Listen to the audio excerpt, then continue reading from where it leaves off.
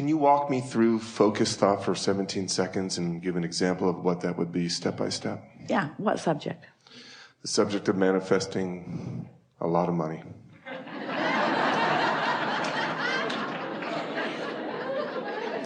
All right, now there's some things to take into consideration because there are a lot of clogged pipes on that subject.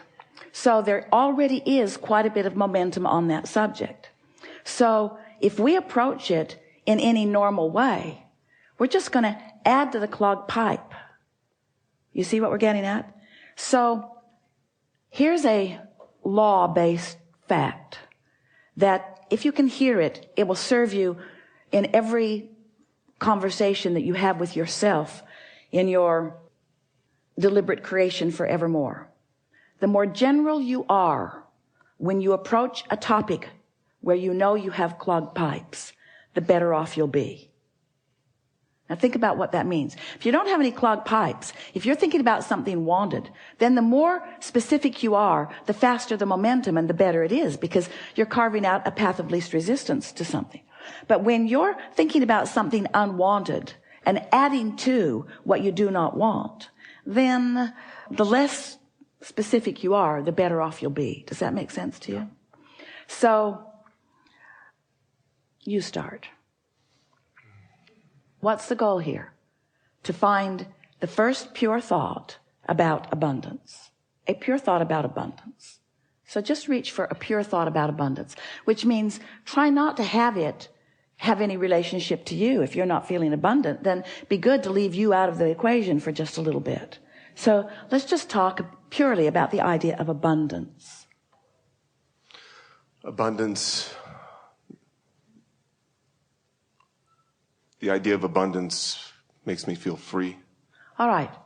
I would like the idea of abundance to make me feel free. Now, you don't feel free with the idea of abundance yet. So you just said something you don't mean. And this is something, now friends, we said we're going to really be fine-tuning here. So hear this statement. When you say something you don't mean, law of attraction hears what you do mean. Ooh. So you poked at it with a stick and didn't get the results that you wanted. See what we're getting at? So let's, rather than talking about abundance and money, let's talk about abundance. Abundance of clarity, abundance of sunshine, abundance of ocean. Are those easier for you to feel abundance about? Definitely. All right. So with the idea of fewer clogged pipes and just more free-flowing thought, give us some statements about that kind of abundance. The sun beating down on me makes me feel energetic, inspired. Lots of sun abundance, isn't there? I never wake up and wonder, well, wait. Esther couldn't find the ocean for 3 days last week. So that statement was not exactly accurate. Whether I can see the sun or not, I know it's out there. Whether I can see it clearly or not, I know it's there. That statement feels pretty good, doesn't it? I know it's there. I really never worry about the sun not being there. There are aspects of well-being and abundance that I just take for granted. My belief is never challenged about it. I just know that there is abundance around me. Yeah. So what other kind of abundance comes easily to you? Stay in that feeling for a little bit and become more specific if you want to. Since there's no resistance on that topic, then as you become more specific, you carve out a greater path of less resistance. So carve that out a little bit. So I accept that from the unseen, abundance flows to me in this form.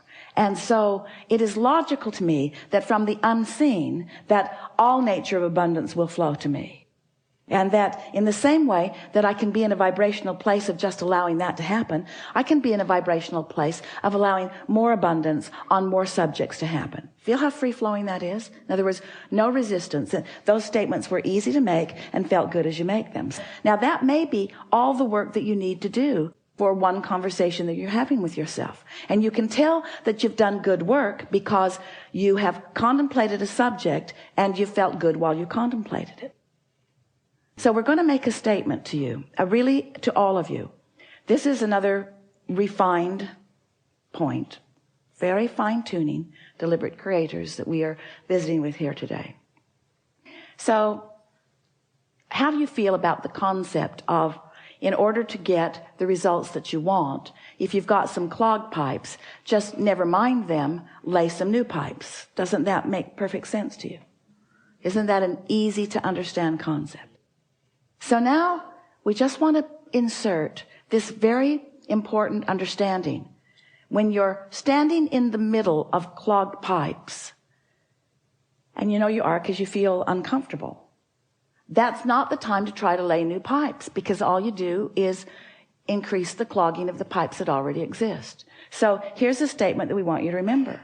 We want you to somehow, some way, and we'll talk more about that as we're moving forward, somehow, some way, get on this high-flying disc. Usually happens first thing in the morning, before things have come to thwart it. Sometimes you don't make it to breakfast. But first thing in the morning is when you're most likely to feel it. And the more you reach for it, the more you care about it, the more you milk it when you are there, the more you will own it, the easier it will be, the more the momentum will be there, the more often you'll be there, the easier it'll be to be there. So let's say you're there, and it doesn't matter if you even know how you got there. Esther was talking to a friend on the telephone the other day, and they got on the subject, and they were laughing so hard. They were laughing so hard that neither one of them could understand what the other one was saying. What? I can't understand you. What? I can't understand you. And so Esther has decided that she never needs to meditate again. She'll just remember that conversation, and she goes right to that high-flying disc. In other words, when you get hold of something that feels like that, just milk it and milk it and milk it and milk it and milk it, and use it for your reason for feeling the way that you're feeling. So here's the statement. We've been teasing you about it. It's time to deliver it to you. Do all of your laying of new pipes from your high-flying disc. All of them from your high-flying disc. So the other day, after laughing and laughing and laughing and laughing and laughing with this friend, Esther replayed that conversation over and over and over and over and over and over and over and over and over in her mind all day long. We'll tell you what they were laughing about. We warn you, you kind of had to be there. So they're talking about the same thing that you're asking about. They're reaching for high-flying thoughts. And Esther is saying, I've discovered that the more general I am, the easier it is to stay there. And so she was saying, I love words like clarity, and I love the feeling of invincibility. And I've got this pen that I pretend is my magic wand, and I'm just waving it around, and it feels like the entire universe is responding to what I'm asking for. And all I want to do is think about these things and talk about these things. Esther said, I'm afraid I'm becoming like a vibrational snob because I'm not willing to go to other less good feeling places. And her friend said, yeah, it's like others can't quite understand us. She said, it's like being in that room at the insane asylum. And Esther worked at the state hospital in Blackfoot, Idaho. She knows that room. She's seen that room. So Esther began laughing. And then one or the other of them is talking about people walking by and hearing them laughing in there and saying, just leave them alone. And don't get too close to the door. And then Esther said, yeah, and they'll slip food under the door to us. And her friend said, yeah, and we'll think we manifested it. So on and on and on and on. You've never heard two people snort more.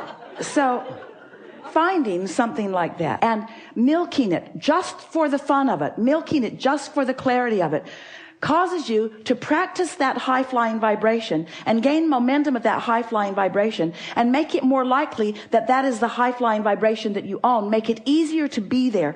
So after that, Esther went to bed that night playing that over and over and over in her mind. She had a long conversation with her daughter Tracy, who was waiting to pick someone up at the airport, telling her the story and laughing and laughing and laughing and laughing and laughing. What fun it is to have conversations with those who, like you, Don't mind being locked in that crazy room where you are not facing reality, where your undivided attention is upon whatever subject it is that makes you feel like that. So Esther went to sleep in that vibration. And when she awakened in the morning, such an interesting thing happened.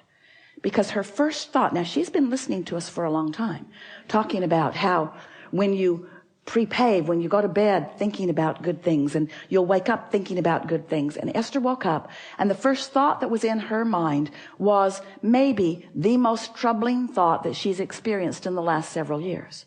That was the thought that was in her mind. But she was so consciously aware of all of these concepts that we've been talking about that she said to herself right out loud, I've got 16 seconds to shake this thought. 16 seconds to return to my high-flying disc. 16 seconds to lay my new pipes about this subject. And then energy just flooded all through her as she realized that this was her high-flying disc. This was her chance to take a subject that had been troubling and approach it from her high-flying disc. And she left it in a place never to return to again. You see what we're getting at? This is the way that you find clarity. This is the way you find abundance. You wait until you're in that feeling of high-flying abundance, and then you can approach the subject that's a little more troubling if you want to, understanding that it's risky, but it's only 16 seconds of risky, right? You've got 16 seconds. You've got 16 seconds to let it go or to bring it into alignment. So what we're saying to you is don't struggle, don't fret, don't effort, just crash and burn. It's all right. Because tomorrow you can get up and get on the high-flying disc. Tomorrow you can get up and get on the high-flying disc. Tomorrow you can get up and get on the high-flying disc. Tomorrow you can get up and get on the high-flying disc. And after a few days of tomorrow getting up and getting on the high-flying disc, one day Esther said to us, Abraham, I refuse to accept that I have to wait until tomorrow to get on the high-flying disc. I have tools that you've given me. I can get back up there anytime that I choose to get back up there. So what are we talking about? We're talking about your conscious awareness of your vibrational output. Yes? We're talking about your conscious awareness that you are vibrational beings. Yes? We're talking about your awareness that you can choose the vibration of your being in this moment, but that it takes a little practice. Yes? And some subjects have enough momentum going that it's going to take getting up tomorrow and getting up tomorrow and getting up tomorrow and getting up tomorrow and getting up tomorrow and getting up tomorrow and getting up tomorrow and getting up tomorrow. This could take a while. Getting up tomorrow and getting up tomorrow and getting up tomorrow. But if you get up on enough tomorrows and you reach for that high-flying disc and find it, then what happens next will be vivid evidence of how you're doing with your high-flying disc. We so want you to understand that in this day, evidence of what disc you're on is going to be all around you. You pick the disc and you'll rendezvous with others who have picked the disc, you see. And sometimes if you don't realize that you're on it till you're on it, there's enough momentum going that it's hard to get off of it. But that's the work. So here's the rule of thumb that we would follow if we were standing in your physical shoes. The better we feel, the more we would milk it. The worse we feel, the more we would try to ignore it. That's what Jesus meant when he said, turn the other cheek. Choose your vibration and give it your undivided attention if it feels good. And give it as little attention as you can if it doesn't feel good. So, what paths of least resistance are you carving open every day? I hate that guy. I've always hated that guy. That guy is such a pain. The guy dogs me. I think he stalks me. He's everywhere I go. I don't like that guy. That person at work is everywhere I go, always in my face. So if you look around any environment, whether it's the environment of your memory, whether it's the environment of your work, whether it's the environment of your family, whether it's the environment of the people that you are moving through the freeways with, whatever environment that you're moving around in, you are the one who's keeping the pathways open. You're the one that gets to decide. So be more specific if it's a pathway you want open, and be more general if it's one that you would like to just sort of stop. The more general you are, the less momentum there will be. Helpful? Really good.